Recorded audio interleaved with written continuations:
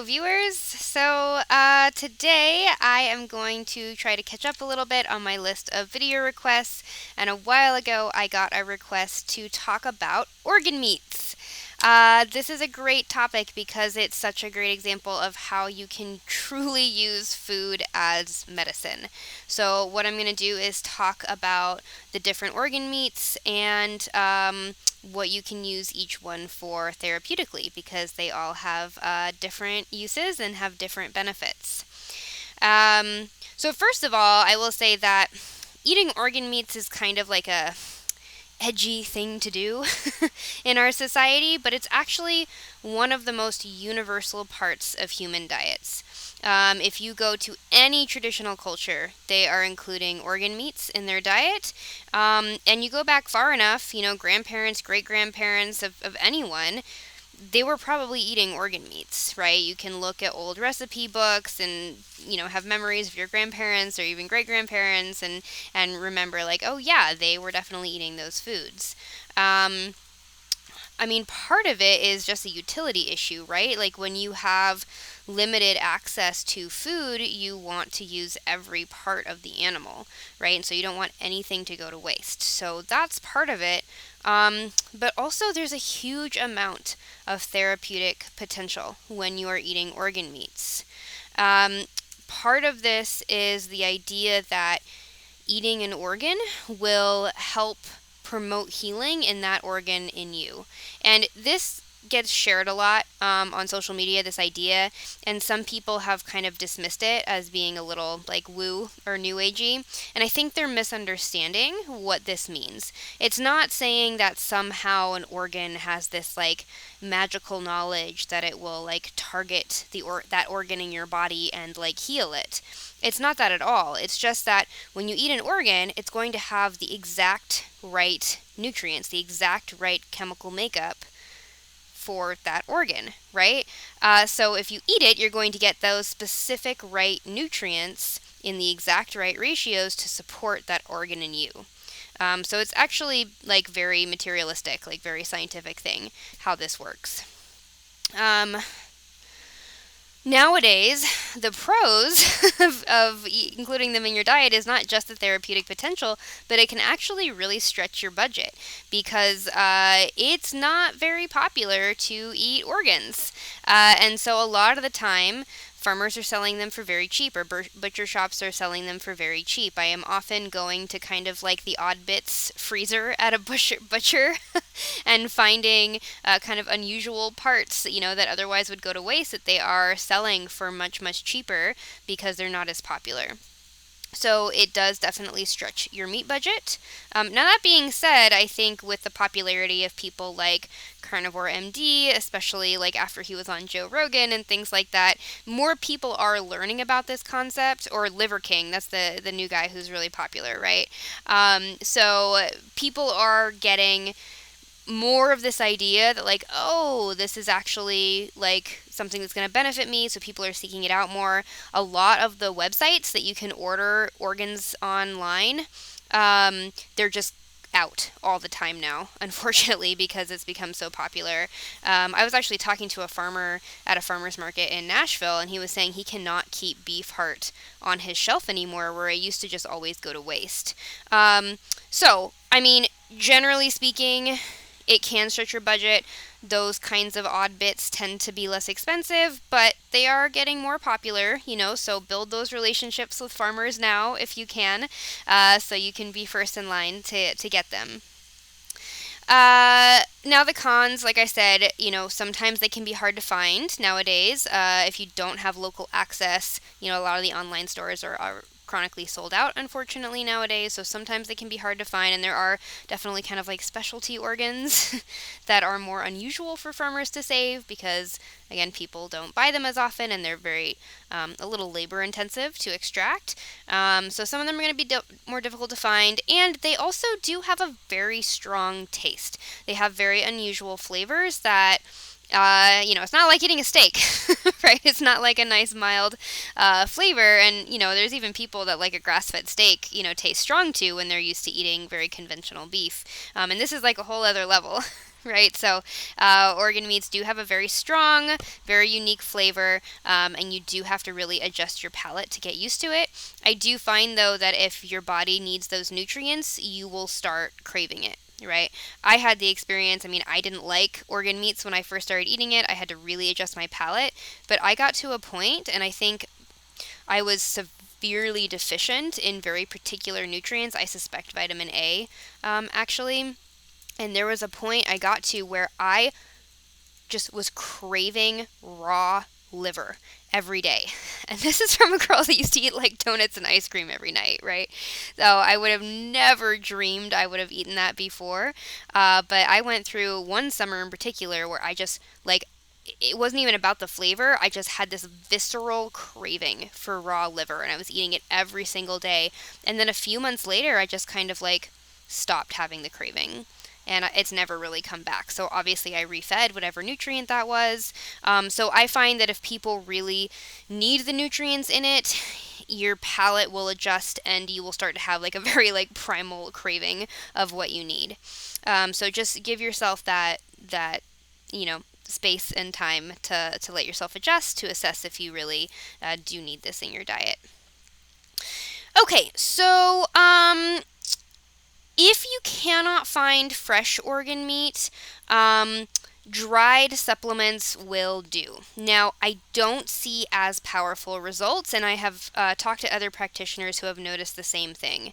If someone can get fresh organ meat, so they either eat raw or they cook themselves and they eat that, there's a much more obvious benefit. But because some of the organs are hard to find fresh and not everyone has access in their area to farmers and butchers who do that, you can get the organs in freeze-dried form in capsules, on Amazon. Like Ancestral Supplements is obviously the biggest company that is selling that, but there's, a lot of influencers have their own organ meat company now.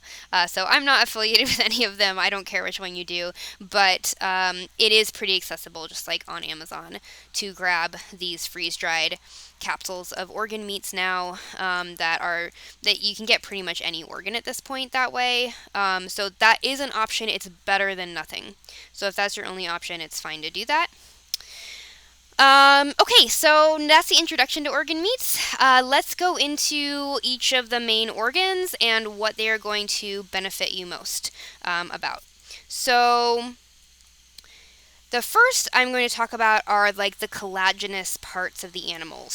So this is going to be stuff that people generally make like a really rich, thick soup or stock out of, right? That need to be kind of cooked slow for several hours at least in order to really extract the collagenous tissue from it. That then you can drink in the broth and you can kind of nibble off the bones. And so, in my opinion, this is the most delicious of the organ meats. So this is stuff that I really regularly still crave. Actually, of all the organ meats, this is probably the one that I crave the most. Yeah, so this would be the ears, the feet, the knuckle bones, like the carcasses, like the chicken carcass, the tail, like oxtail, and tongue. So either like beef tongue, pig tongue, lamb tongue, whatever you can find. So these are going to be the parts that have the most of that connective tissue, right? And you do want to cook them long and slow to extract that. So like I said, usually in a stock, right? So cooking it in water on low for 2 to 5 hours usually is enough. This is particularly important if you have a collagen-related disorder, right? So any kind of hypermobility, including EDS or anything along that spectrum, is really going to benefit from eating a large amount of these foods. Also, people with leaky gut, which, let's be honest, is most of us these days. So we need those nutrients to actually rebuild the lining of the gut. That's what the lining of the gut is made out of, is those nutrients. So that's why meat stock is such a big part of the GAPS diet and other types of microbiome reset or leaky gut reset diets. If you have issues with your skin, hair, or nails, right? If your skin, anything related like eczema, psoriasis, or your skin is just kind of dry and flaky, lacks like luster, or similar with your hair, you have trouble growing your hair, it never grows that long, or it's not very shiny, it doesn't look very healthy, you get a lot of ridges in your nails, sometimes even white spots in your nails. Sometimes that's a zinc deficiency, but sometimes that's actually a collagen deficiency. So all of those kinds of things, eat those collagenous parts of the animals as much as you can. Okay, so the next one I'm going to talk about is bone marrow. So this is when you split a big bone in half. Usually it's going to be beef bones because they're the largest ones generally. And this is going to contain all the essential nutrients for the immune system and the essential fat-soluble vitamins A, D, and K. So this is particularly helpful if you have any kind of immune system deficiency or like really severe immune system issues. So, autoimmune disease or cancer. Or any other kind of immunodeficiency type situation. This is going to be really, really therapeutic for you. Also, because it has such high levels of the A, D, and K, it's also going to be really good if you have any bone issues, right? Like osteoporosis or arthritis or rheumatoid arthritis, anything like that. Next one is liver, and this is the one people mostly talk about when they talk about eating organ meats. And there's a reason for it. It is truly a powerhouse of an organ.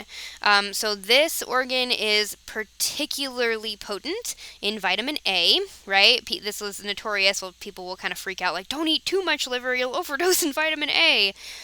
That is true. It is possible to do that.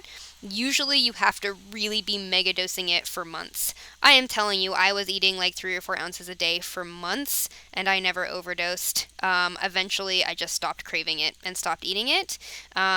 I was fine the whole time. So I don't really worry about an overdose unless you're being super compulsive about it and eating like a pound a day. For most people who are consuming normal amounts that their body is craving, it's not going to be a problem. And most people, especially people who have chronic issues with their immune system, really need vitamin A. So this is like autoimmune disease is a big one, right? Then B vitamins are extremely high in liver.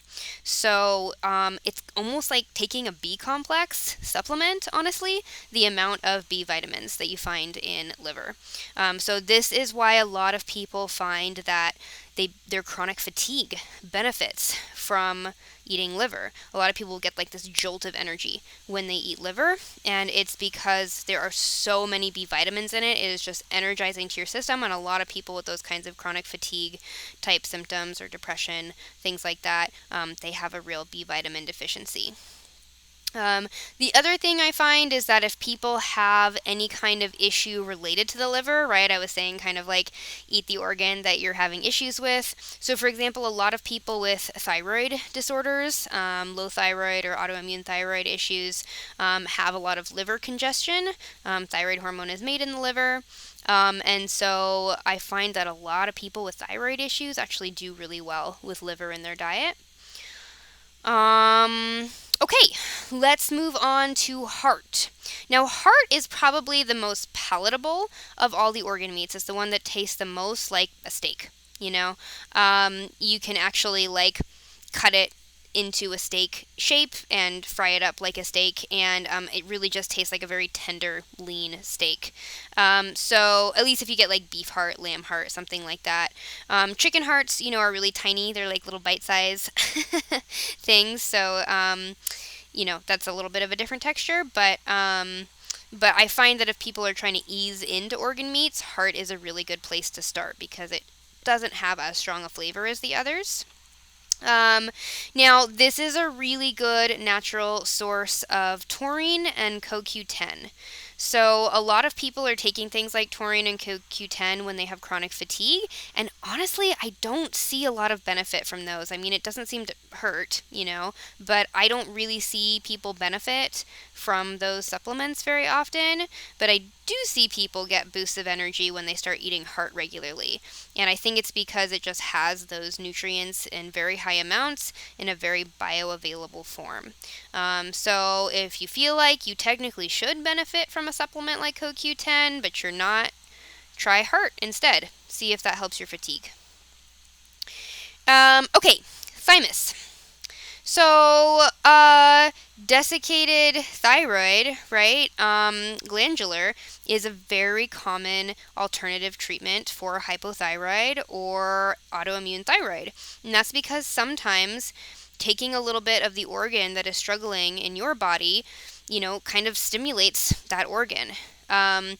For all the reasons that I was talking about before. So I do find that people who want to avoid synthetic thyroid hormone supplements or who want to wean off their synthetic thyroid supplements often do really well when they are eating, a supplement that has the thyroid gland in it of an animal. Now, if you can find sweetbreads, is what they're usually labeled as. That's fantastic. If you can go to a butcher, usually they're harvested in the spring. So if you can go to a butcher in the spring and they, have a bag of what they call sweetbreads, which is really thymus gland, that is something you can fry up in like ghee or tallow or something like that. It's a little squishy. Texture is a little weird. But again, like super potent if you can get it fresh. Same with adrenal gland. So sometimes you'll see sweetbreads and it's adrenal gland. It's not always thymus. All the glands sometimes are called, sweetbreads interchangeably. So you can clarify with the butcher what exactly it is. But similarly, a lot of people who have adrenal fatigue find that if they eat, capsules of the freeze-dried adrenal gland, it kind of like jumpstarts their adrenal gland into working again. It seems to support that organ. So any kind of chronic fatigue, adrenal fatigue, stress burnout, anything like that, adrenal supplements can be really healthy. And again, if you can find the real thing, awesome. Another, fry it up with some butter, or ghee or something like that kind of situation. And with those, you really don't need much, right? Like, one, one adrenal gland or one thyroid gland, like, packs a very potent punch. So, I mean, like, maybe eat one once a week kind of thing. Okay. Just a couple more here. I'm going to talk about fish eggs as kind of an honorary organ meat. For people who get nervous about supplementing iodine, I know there's a lot of kind of warnings out there about like overdosing iodine and killing your thyroid. Usually that is from people using iodine supplements very haphazardly, without a lot of knowledge on the cofactors you need to take with it to allow it to absorb properly. I've taken very high dose iodine, for periods of time. I've had my clients take very high dose iodine for periods of time. I've always seen good results with it, but I am doing it very carefully. So you don't just want to start taking dropperfuls down. You need to really know what you're doing or be working with a practitioner who knows what they're doing. But if that still makes you nervous, fish eggs are a great natural alternative. There's a fantastic little tidbit in Weston A. Price's book where he was talking to some native tribes in the Sierra Nevada mountains in California who lived way up in the mountains, and they told him that they had a trade route with some tribes that lived on the coast, and they would bring dried fish eggs up to trade. And they told Dr. Price that their women would not get pregnant if they did not get these dried fish eggs on the trade route, so that the trade route to get dried fish eggs was essential for their community to continue propagating. So really fascinating, but clearly a lot of therapeutic potential. So you can get fresh fish eggs a lot of the times. You just want to look and make sure there's not like colorings and preservatives and junk in them, but often you can find like fresh like caviar or salmon roe that you can eat, or you can get the dried supplement form. Kidney is also very high in B vitamins, so especially B2. If you have these chronic B vitamin deficiencies and you don't seem to be absorbing them very well from supplements, kidney is a great one to add to your diet. Now, sometimes people are concerned because it has almost like a little urine taste to it, unfortunately. So, one way to get around that is to soak it in water or milk or water with a little apple cider vinegar or lemon juice. If you soak it in any of those things, or milk or cream, some kind of liquid dairy, if you soak it in any of those things overnight and then rinse it and discard the milk or the water, the flavor will often not have that urine kind of aftertaste anymore. So that makes it a lot more palatable. And then I usually would just fry it up again with like ghee or tallow or something like that, maybe some onions and garlic, stuff like that. Kidney is also really fantastic for histamine disorders. And that's because it's naturally high in DAO, which is an enzyme that helps you break down histamines. So I know a lot of people, like sometimes there's DAO enzyme shortages, and people who have histamine disorders really rely on those often to help manage their symptoms. I've seen huge success in people eating kidney instead or in taking kidney supplements. So that is definitely an option if you have any kind of histamine or mast cell disorder. This was just a one case anecdote, but I had a client who had chronic kidney pain that he could not figure out, and he started taking kidney supplements and it reversed his kidney pain.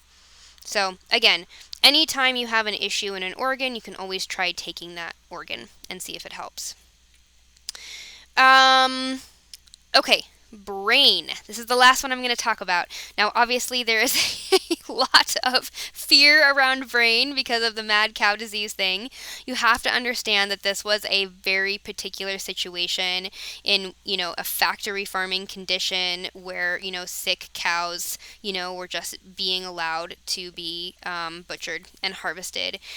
So, yeah, I would never suggest that you just get brain from a conventional factory farming situation, but most of the time those aren't the farms that are going to be selling brain in the first place, right? So, be mindful about your sourcing. Make sure it's a farm that takes really good care of their animals, that always treats their sick animals, that is really caring well for their animals, that has good integrity. Brain is commonly consumed all over the world.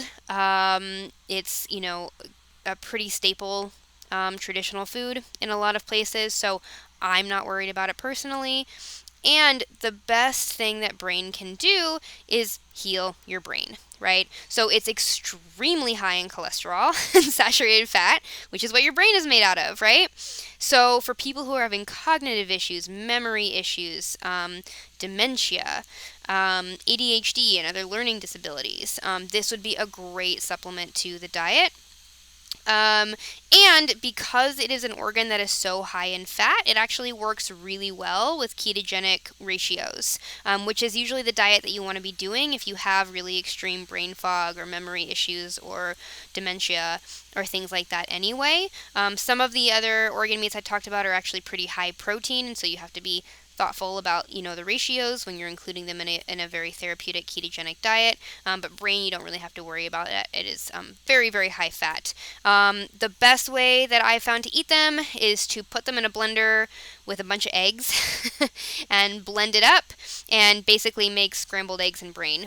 They don't really taste like much. It's just kind of a weird texture, but it is similar to the texture of scrambled eggs, so it blends with that really easily.